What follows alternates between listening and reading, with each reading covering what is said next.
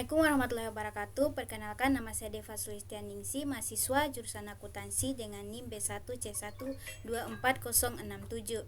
Di sini saya akan menjelaskan tentang jendela kerja Microsoft Excel. Pertama, kita buka aplikasi Excel. Kemudian di sini saya akan menjelaskan tentang menu dan icon bar. Menu dalam Microsoft Excel terdiri dari Home, Insert, Background, Formulas, Data, Review, dan View. Kemudian icon bar merupakan simbol yang terdapat dalam masing-masing menu utama Microsoft Excel. Contohnya dalam menu Insert, di sini terdapat icon-icon seperti pivot table, pictures, dan seterusnya. Icon-icon tersebut dikumpulkan dalam satu kelompok yang disebut ribbon. Misalnya kelompok tabel, kelompok illustration, chart, dan seterusnya. Kemudian mengenal sheet, column, rows, dan cell. Pada jendela kerja worksheet Microsoft Excel terdapat sheet 1, sheet 2, dan seterusnya. Ini contoh sheet 1, ini sheet 1, ini sheet 2, sheet 3, dan seterusnya. Kemudian kolom merupakan kolom yang terdapat dalam worksheet. Pada worksheet Microsoft Excel terdapat 256 kolom, terdiri dari kolom A, kolom B, kolom C, dan seterusnya. Kemudian rows merupakan baris dalam worksheet. Dalam Microsoft Excel terdapat 65.536 baris, dimulai dari baris 1, baris 2, baris 3, dan seterusnya. Kemudian sel merupakan titik temu antara kolom dan baris, seperti halnya tabel yang fungsinya untuk menuliskan angka nilai data yang akan diolah. Contohnya sel A1, sel B1, sel C1, dan seterusnya. Kemudian mengatur lebar kolom dan tinggi baris. Untuk mengatur lebar kolom, langkah-langkah pertama itu klik pada kolom, misalnya kolom A1, kemudian dalam menu Home pilih icon format, kemudian pilih kolom width. Kolom width pada dialog kolom, pada kotak dialog kolom width pilih menentukan lebarnya misalnya 30. Kemudian klik OK. Dan hasilnya akan menjadi seperti ini. Kemudian mengatur tinggi baris. Langkah mengatur tinggi kolom sama dengan mengatur lebar kolom.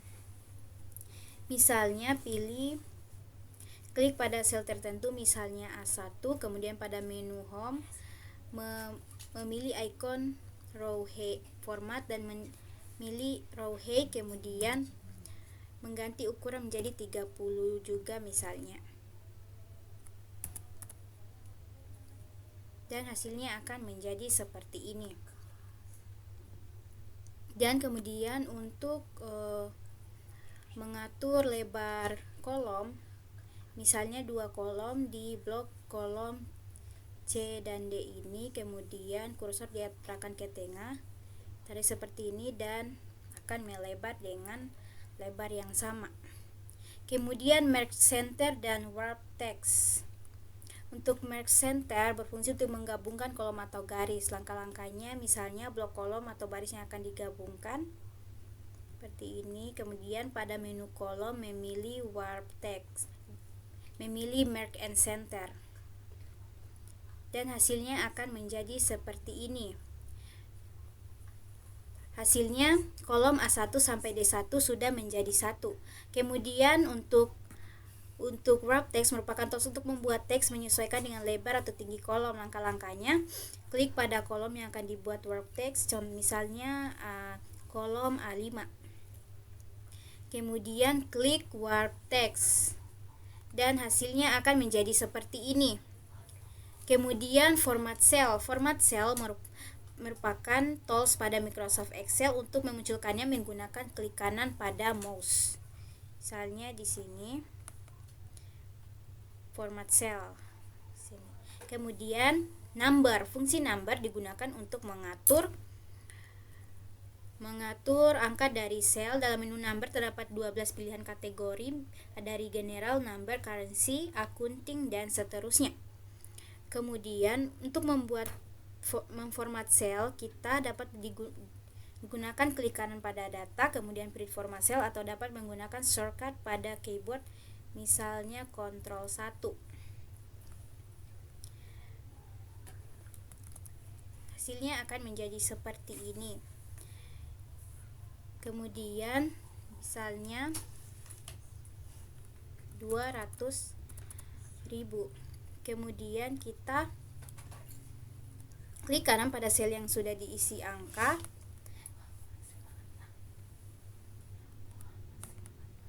pilih format cell, kemudian pilih number, pilih currency, dan pilih Rp pada simbol, kemudian OK.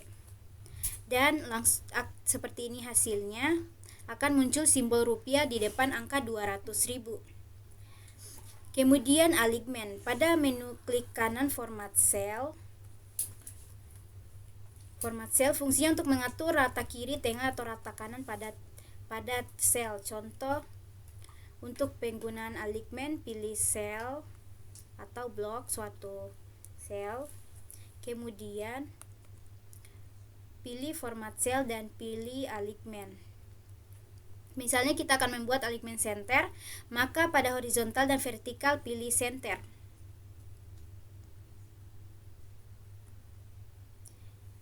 Kemudian klik OK dan hasilnya akan menjadi seperti ini. Pada menu alignment juga terdapat pengaturan lain.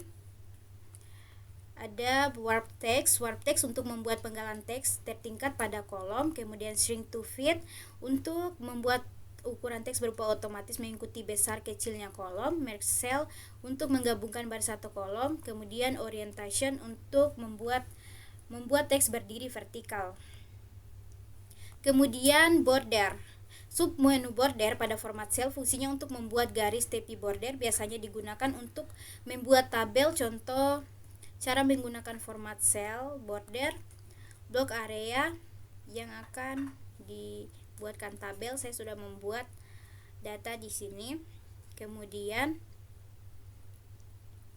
pada format cell pilih border. Kemudian pilih outline untuk memberi garis luar dan inside untuk memberi garis dalam. Klik OK dan hasilnya akan seperti ini. Kemudian menggunakan free spans. Untuk free spans digunakan untuk mengunci baris kolom tertentu dan menyembunyikan baris atau kolom lainnya pada saat di scroll. Ini biasanya digunakan apabila kita memiliki data yang cukup banyak dan ketika di scroll title atau judulnya hilang. Maka agar judul data tersebut tidak hilang, maka kita menguncinya dengan free spans. Oke, di sini saya sudah siapkan data praktek 1. Dan pertama, untuk mengunci free stop range, kita bisa